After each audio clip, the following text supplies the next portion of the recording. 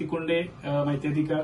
सध्या महाराष्ट्रामध्ये कालपासून जिल्हा परिषद आणि पंचायत समितीच्या निवडणुकीची आचारसंहिता लागू झालेली आहे.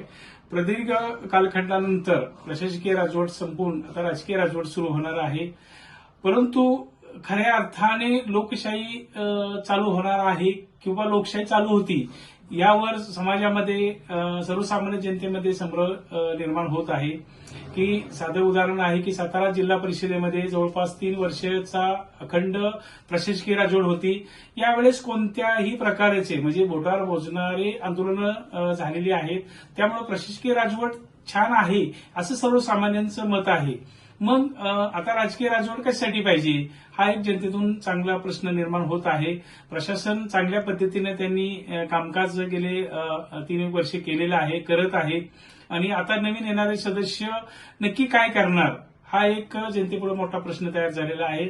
मग लाखो रुपये खर्च करून निवडणुका घेणं योग्य आहे का, एक कलमी प्रशासक काम करणं योग्य आहे, हा जनतेतला एक नवीन पायंडा किंवा नवीन लोकांच्या पुढे हा प्रश्न तयार झालेला आहे. आणि माझाही तोच प्रश्न आहे की जर प्रशासक चांगल्या पद्धतीने समाजाला घेऊन हे काम उपक्रम राबवत असेल तर येणारे जे सदस्य आहेत, काय 50-55 सदस्य आहेत, हे सदस्य नक्की काय करणार आहे, सातारा जिल्ह्याचा काय विकास करणार आहे, सातारा जिल्ह्याचे जे काय अनेक प्रश्न आहेत ते कशा पद्धतीने ते सोडवणार आहेत हा एक मोठा प्रश्न राहणार आहे. आणि येणाऱ्या पुढील 5 वर्षामध्ये सर्वसामान्य समाजाचे हे प्रतिनिधी काय प्रश्न सोडवणार आणि मागील 3 वर्षामध्ये प्रशासन सोडवलेल्या प्रश्नावर हे पुढे काय करणार, का पुन्हा एकदा सातारा जिल्हा परिषद टेंडर माफियाच्यामध्ये चालणार, कॉन्ट्रॅक्टर ठेकेदार माफियाच्यामध्ये चालणार का, किंवा दबावानं सदर कामे घेतली जाणार का, यापूर्वी दिलेले टेंडर्स जे आहेत ते ह्या येणाऱ्या राजकीय लोकांच्या मध्ये अडकली जाणार का, त्यांची बिलं अडकली जाणार का, ठेकेदाराला अनेक वर्षाची जी बिलं आहेत ती प्रलंबित राहून आत्महत्येसारखे मार्ग स्वीकारायला लागणार का, माझं ऐकत नाही, राजकीय सपोर्ट करत नाही म्हणून ठेकेदाराला वाळीत टाकलं जाणार का, असे अनेक प्रश्न सध्या समाजामध्ये आणि ठेकेदारामध्ये निर्माण झालेले आहेत. नवोदित ठेकेदारांना हे फार मोठं धर्मसंकट झालेलं आहे. आणि जर ह्या राजकीय लोकांची जर यांनी गुलामगिरी किंवा मक्तेदारी मोडण्याचा प्रयत्न केला तर निश्चितच यांची बिलं अडकली जाणार किंवा ह्यांना कामं सोडून द्यावी लागणार अशी स्थिती सध्या निर्माण झालेली आहे.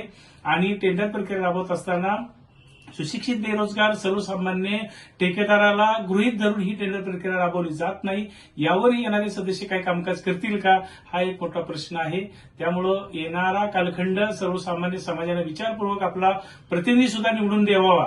की नुसता तो अंडी मटण गाड्या घेऊन फिरतो किंवा समाजाची सेवा करण्याचं ढोंग करतो अशा प्रतिनिधीला हे निवडून देणार का, तर सर्वसामान्य समाजाला एक पुन्हा आपला एक चांगला प्रतिनिधी आणि बाबासाहेबांनी घटनेने दिलेला एक मताचा अधिकार जो समाज बदलू शकतो अशा प्रकारे दिलेला अधिकार समाजाने नीट वापरावा आणि आपला योग्य प्रतिनिधी जिल्हा परिषद पंचायत समितीला निवडून द्यावा हीच या निमित्ताने मी समाजाला विनंती करतो. जय हिंद, जय महाराष्ट्र, जय संविधान.